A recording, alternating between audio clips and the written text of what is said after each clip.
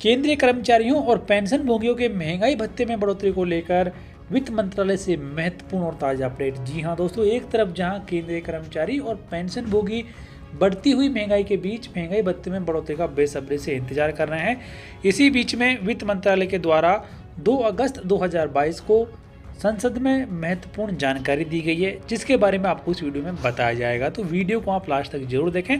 Video में आगे बढ़ने से पहले सरकारी कर्मचारियों और पेंशनभोगियों की डीए और डीआर में बढ़ोतरी के संबंध में आपकी राय कमेंट बॉक्स में लिखकर जरूर बताएं। तो आइए शुरू कर लेते हैं यहाँ पर ये वीडियो। तो यहाँ पर 2 अगस्त 2022 को श्री नारायण भाई जे राठवा ने प्रश्न पूछे थे महंगाई भत्ते में बढ़ोतरी के संबंध में। तो पहला प्रश्न यहाँ पर यह था कि क्या यह सच है कि थोक मुद्रास्फीति पिछले 30 वर्ष के उच्च स्तर जो कि 18.1% पर पहुंच गई है, जिसके परिणाम स्वरूप थोक मूल्य सूचकांक में भी उछाल आया है और संभावित संकेत इस बात के हैं कि मुद्रास्फीति कारक ऊर्ध्वमुखी दबाव बना रहे हैं, यानी कि और हाई जाने की संभावना है। और दूसरा सवाल यहाँ पर था कि क्या बढ़ते थोक मूल्य सूचकांक के बावजूद भी केंद्र सरकार के कर्मचारियों के लिए महंगाई भत्ते और पेंशनभोगियों के लिए महंगाई राहत में केवल 3% की वृद्धि हुई है? यदि हाँ, तो इसके क्या कारण हैं? और तीसरा और अंतिम सवाल यहाँ पर था कि क्या सरकार बढ़े हुए थोक मूल्य सूचकांक पर विचार करते हुए सरकारी कर्मचारियों और पेंशनभोगियों को दिए जाने वाले डीए और डीआर की अगली किस्त की स्वीकृति प्रदान करते समय उच्च दरों पर डीए और डीआर स्वीकृत करेगी? यदि नहीं, तो इसके क्या कारण हैं? तो ये 3 सवाल पूछे गए थे केंद्रीय कर्मचारियों और पेंशनभोगियों के महंगाई भत्ते और महंगाई राहत से जुड़े हुए।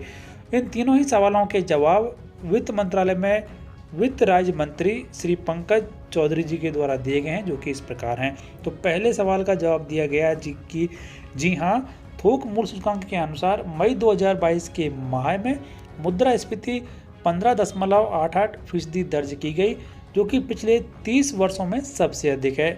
तथापि मुद्रास्फीति की उपयुक्त दर अब घटकर जून 2022 में 15.18% हो गई है और इसकी जानकारी भी अनेक्सर 1 में दी गई है। अंतिम 2 सवालों के जवाब यहाँ पर इस प्रकार हैं कि जी नहीं, केंद्र सरकार के कर्मचारियों और पेंशनभोगियों के लिए महंगाई भत्ता और महंगाई राहत की गणना मुद्रास्फीति संबंधी थोक मूल्य सूचकांक के आधार पर नहीं की जाती है।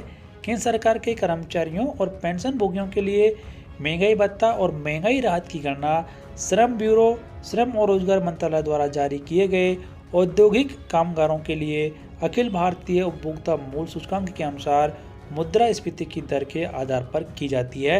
यानी कि कर्मचारियों का महंगाई भत्ता थोक मूल्य सूचकांक के आधार पर नहीं किया जाता है।